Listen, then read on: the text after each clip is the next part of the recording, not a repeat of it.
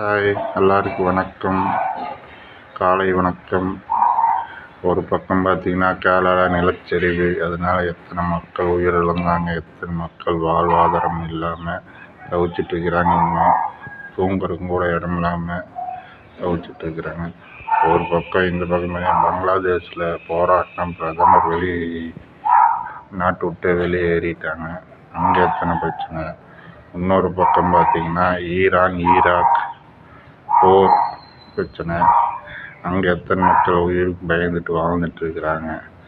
நாம் இங்கே தமிழ்நாட்டில் நல்லா தூங்கி எழுந்திரிக்கிறோம்னா நமக்கு இங்கே நல்ல சூழல் இருக்குது.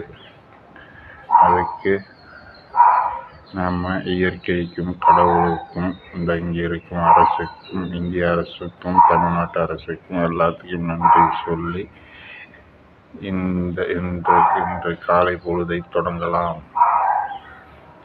பாய்.